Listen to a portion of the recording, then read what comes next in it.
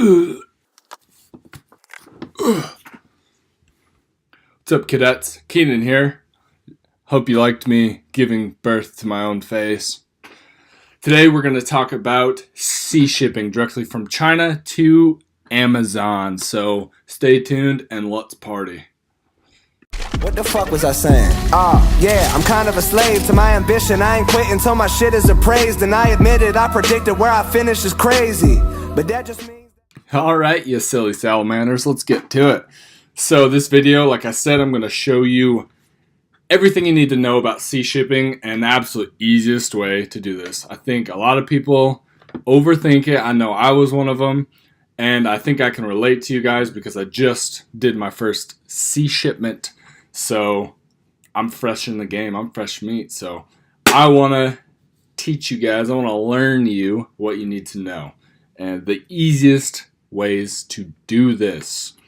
Alright, so the first thing you need, and this is the most important, I don't recommend doing sea shipping at all without this. I think it's a must. Everyone I've spoken to or heard from say this is a must, so get yourself a damn freight forwarder. And for those of you that don't know what a freight forward is, it is basically a third party that will get your stuff from China, handle all the paperwork, getting it on the boat, getting it off the boat, getting it on pallets if you need your stuff to get on pallets, because Amazon has pallet requirements, making sure your labels are put on correctly, literally just walking you through the process of getting your shit from China to America in the Amazon warehouse, or whatever country you're doing. It might be different in other countries, but basically that's what a freight forwarder does, is they literally just hold your hand and walk you all the way to school. And the school is Amazon's fulfillment warehouses.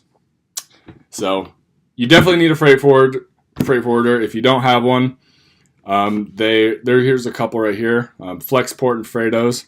Freightos is like a marketplace, or Freightos, I don't know. I haven't actually used it, but it's a marketplace where you can find different shipping suppliers, different freight forwarders. And I think they offer other services too, but there's a bunch of different freight forwarders there.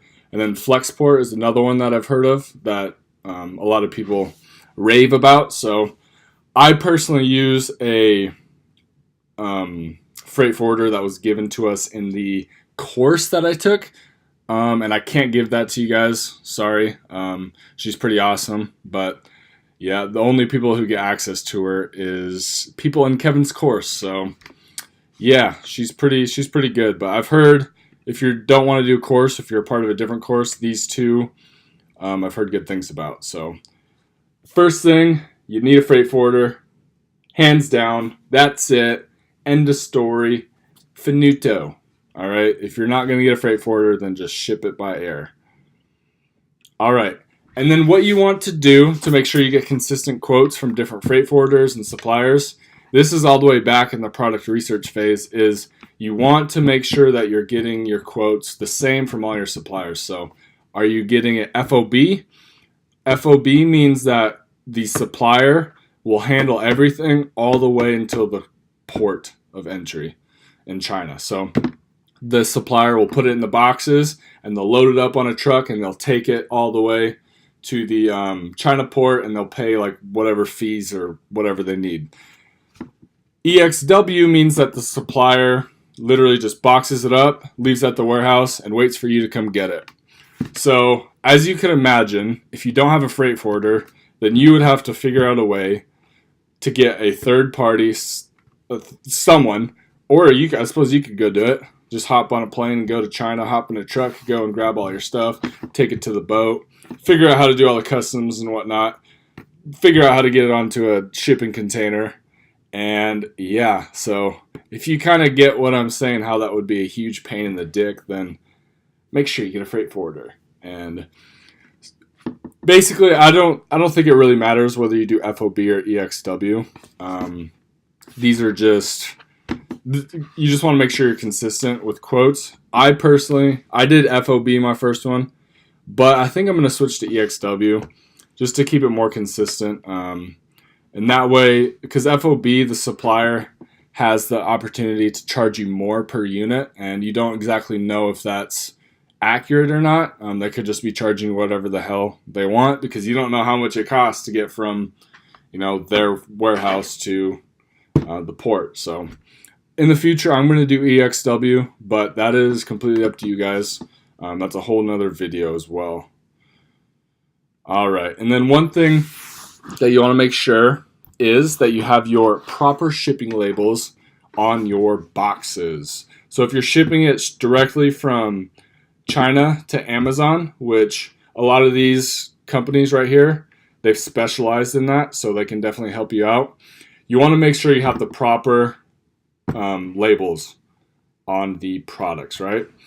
So what I mean by that is Amazon has specific labels, and they need that to be, I think they need two labels on each box, and they need to be the biggest label on the box. So what you'd do is you'd create your shipping plan, you would get your PDF with all of them, you'd send it to your supplier and be like, hey, I need 2 of these on each box, can you do that for me? And they should say yes. It shouldn't be a big problem. If they say no, well then you chose the wrong supplier. And also the boxes need to be under 50 pounds. You can't have individual boxes weigh more than 50 pounds. That's part of Amazon's rules. I'm not completely sure why, but it's in their rules, and I don't really know what would happen if it was over 50 pounds. They could reject your product. So make sure when you get your box dimensions from your supplier, because you need that to make the shipping plan and to give to your freight forwarder. You need the dimensions of the box, and also the weight of the box. And you need to make sure it's under 50 pounds. If it's over 50 pounds, you need to talk to your supplier and get that under, because that's just, I don't know what they do, and Amazon can be pretty strict, so I wouldn't mess with that shit. All right, and this is just a little side note for the product itself, is you need the FN SKU, which is basically the individual barcode that identifies each different item, to make sure, so when Amazon picks it up and fulfills it, they scan it and they're like, okay, it's the Turbo Dildo 3000 for whatever your company is, right? Okay, maybe not Turbo Dildo 3000, but hey, do you? I don't judge. Sell whatever you want. I digress. But anyways, it's an individual barcode that Amazon creates for you, and it's super simple. It's also in your shipping plan.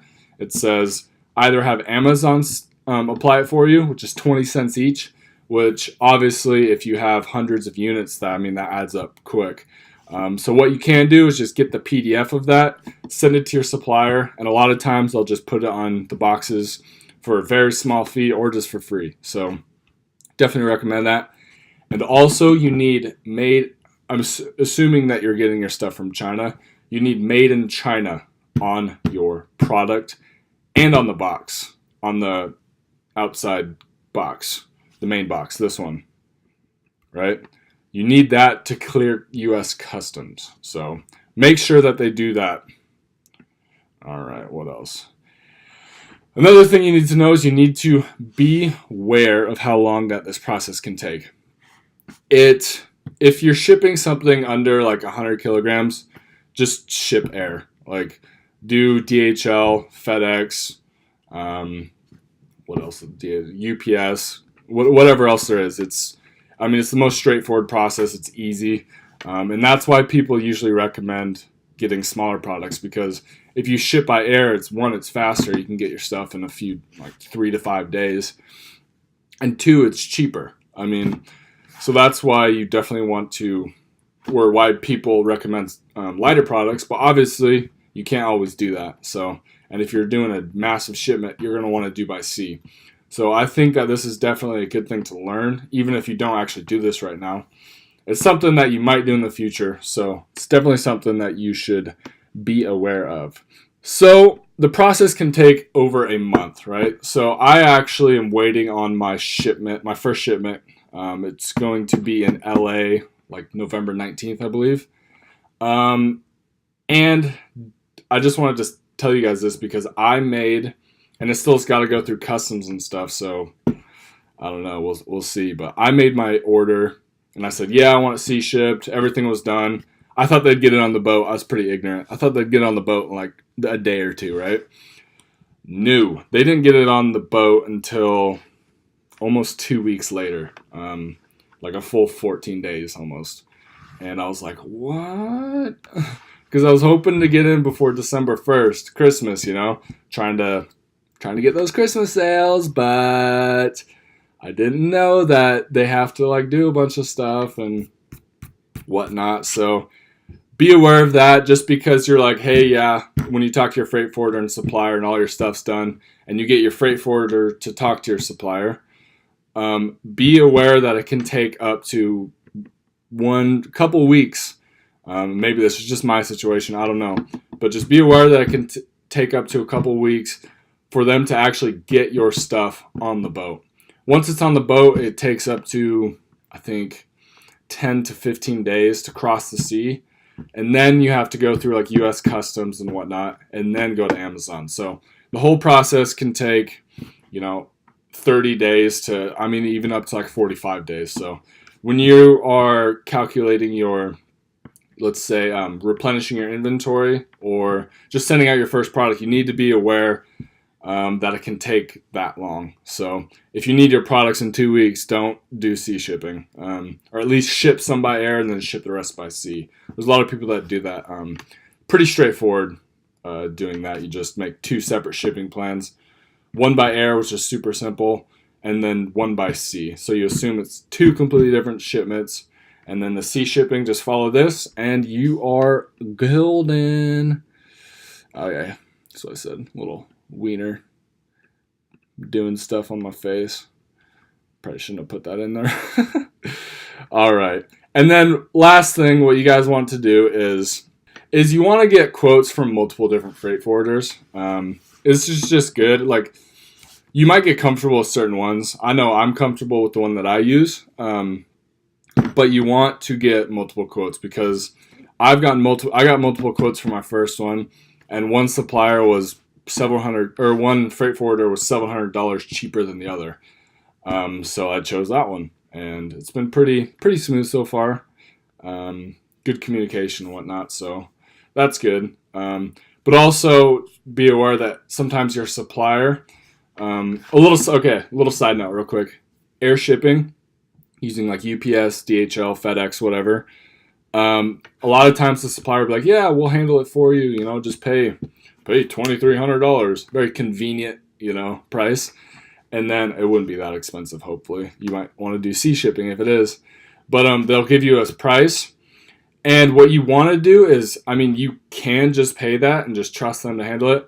Or you can go to a freight forwarder and be like, hey, what would be the air shipping price for X? And then a lot of times they can give you a cheaper quote, because they're, I don't want to say suppliers are untrustworthy, but they're going to try to, especially if they think that you're new, they're going to try to squeeze as much profit out of you as they can, right? It's just business, it's just business. So definitely, even if the supplier's like, yeah, hey, we'll do it all, we'll take you right through it, it's definitely a good idea to still get at least 1 or 2 other quotes,